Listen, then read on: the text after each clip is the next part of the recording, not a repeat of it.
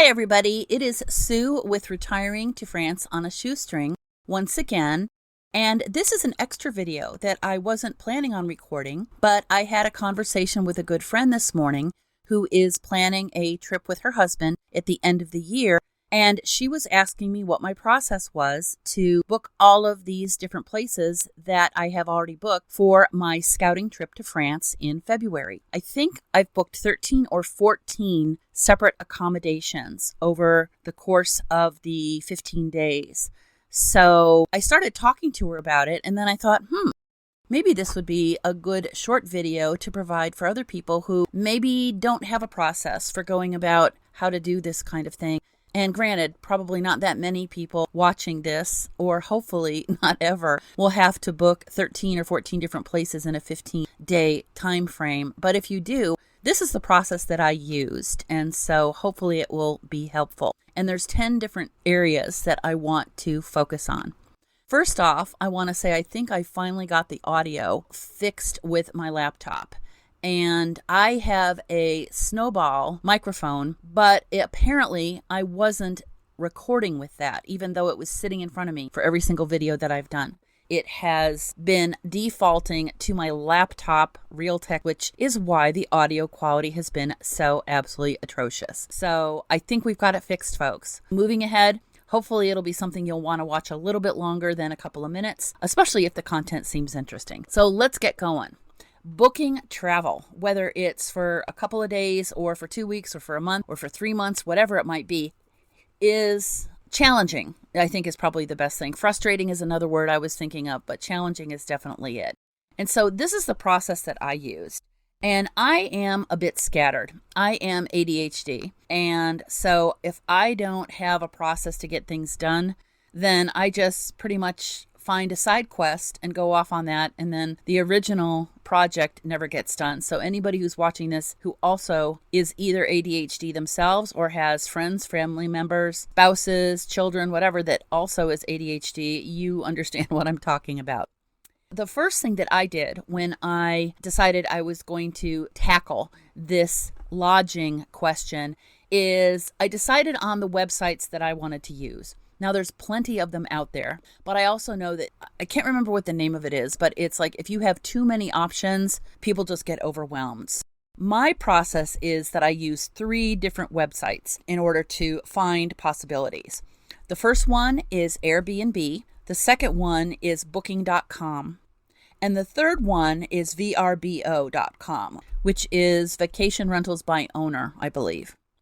Now, for this trip in particular, I found after I was going through the first couple of nights of booking lodgings that Vrbo didn't really work for what we were looking for. I think that it is much more appropriate for people that are looking to stay in a home or a larger place for more than just an overnight. Even though I had that open the entire time, after about 4 or 5 lodging accommodations, I realized that it wasn't really helping me. I felt that I was getting what I needed to from Airbnb and Booking.com. I guess the lesson here is have at least 2 or 3 different lodging websites open in different tabs in your browser so that you can compare and contrast and see what different options there are. I think it seemed to me, and somebody correct me if I'm wrong, that all of these places were completely different on each website. Very different than if you're going to take an Uber or a Lyft, where the drivers for both of those driving platforms pretty much work for both of them at the same time, and then they pick up clients for whatever app they have open at the time. I could be wrong on that, but it looked to me that all of the accommodations that I was looking for were completely different on both of these sites. So again, I used Airbnb and Booking.com. So that was step 1. Step 2 is once you have your websites open, after you punch in your dates, then you want to make sure that you are as specific as possible without being too limiting on what your criteria are. Now, I am traveling with a friend, a traveling companion, so we needed not just 2 beds, but we needed 2 bedrooms. And that's a big difference, because especially if you are looking for accommodations in a place that tends to attract a lot of vacationers or tourists, If you just punch in the number of beds, I found plenty of places at the very beginning that were essentially a very large studio or a very large one bedroom that had 2 or 3 or even 4 beds shoved into that one bedroom. And that's not going to work for our type of trip. Now, if you're traveling with a bunch of buddies from a social group or something like that, that might work really well. But that's not what I was looking for. So in addition to the number of beds and the number of bedrooms that you are looking for, you also want to punch in other types of things that would be ideal. Now, you might find places that don't have all of these, but it never hurts to ask, right? One of the elements that I was looking for was free parking. I don't mind if there is parking nearby that is low cost or free as well. But there are so many places that were out there that I found that did have free parking alongside with the lodging that it was worth putting that as a criteria into the search box. You also want to make sure that you are close enough to the things that you want to do. For this trip, I have a combination of accommodations that are either in city centers so that we can walk or take the tram or take the metro or other types of local transportation. And then in other places, it seemed that it was just as easy or maybe even easier to find a accommodation that was a little further away from the center of town, still only maybe 10 minutes or 15 minutes max driving time to get in there. But that also is going to allow us to get out of the city a lot easier to go and look at some of the satellite areas outside of these bigger towns that I want to look at as possible places to move to. I wanted to have a combination of the flexibility in either direction. And then also you want to make sure that you're close enough for the types of restaurants or other types of shopping facilities that you're interested in. For example, one thing that I know that we are interested in is to be able to wake up in the morning and walk to a boulangerie or a cafe so that we can just have a very light breakfast, maybe pick up a few things there for snacks on the road or for something later on in the day, and then be able to go back to our lodging, pack up and get everything ready to go and either explore the city for the day or get ready to explore outside of the city for the day so that we have everything pretty much self-contained. I didn't look too much for this trip to see if there were supermarkets or other types of markets close by, simply because in this trip, since we're moving from town to town, I don't really think that we're going to want to take a lot of food with us and make it in our locations. I think that we're probably going to end up breakfasting and having dinner in local restaurants or cafes, and then probably picking up some stuff on our way out of town for lunch or for snacks. So we'll see, right? Third, after you've punched in all the details that you are looking for, you want to really pay attention and drill down into the elements of that lodging. You want to look at all the images to see what the place looks like. I'm a little bit hesitant in booking a lodging that only has 2 or 3 photos and doesn't show the bathrooms or show the bedrooms or the general living area. Now, there are a lot of places that we booked that have absolutely adorable terraces or patios or views. The views are something I think that we're very interested in having, but based on the fact that we're going to be there in February and in some of the places, especially further north, it's going to be a little bit chillier. It's nice to have a patio, but we're probably not going to use it unless we want to just get a little bit of some fresh air before heading to bed or first thing in the morning. So the next thing you want to pay attention to are the add-ons or other details. For example, I found it more so on Booking.com than I did on Airbnb, but there were many places that, at least in the time frame that we were looking for, had linens as an extra add-on that was either 10 or 15 euros per night. Another thing that we found, especially on Booking.com, and not as prevalent on Airbnb, as I only saw this next thing in one place that we were potentially looking at to book, which I did not, was the extra cleaning fee. A lot of the places on Booking.com lure you in with a much less expensive nightly rate. And then when you actually go into the details before you book it, you will see that there is a cleaning fee charge of anywhere I saw between 45 and 80 euros, which in some instances doubled the price of the booking. So it made a lot more sense to just, for example, go with a place that was 130 euros a night instead of booking something that was 65 euros a night and then find out that you also have a $70 or an $80 cleaning charge. I just can't do that. That's just not me. I kind of think that maybe this is an unpopular opinion, but my thought is I want all of that wrapped into the cost of staying in a place. I don't want to have to pay extra. And you also want to take a look at the taxes. Now, Airbnb does make it very easy to identify what the taxes are. In, I think, 12 out of 13 places that we booked through them, we only booked one place through Booking.com. On Airbnb, you were able to review what the actual night charges were and then the taxes. And the taxes were no more in any instance than I want to say maybe 5, maximum 6 euros per night, and no other charges attached to it. So that was very reassuring to know that there wasn't going to be some sort of surprise charge that was going to explode your budget. Number 5, you want to take a look at the reservation cancellation policy. In almost every single place that we picked, the reservation cancellation policy was several days before you actually got to that location.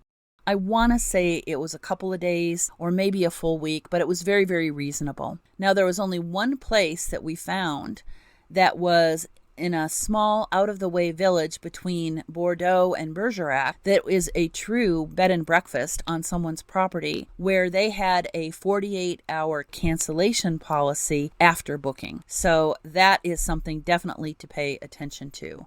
I think the last thing you would want to do is have all of your lodging booked and then go back and look at it several weeks later, or not even until months later perhaps, and then see that there's no way to get out of a lodging if you need to change your plans for any reason. And that's another thing I think that was very helpful with Airbnb.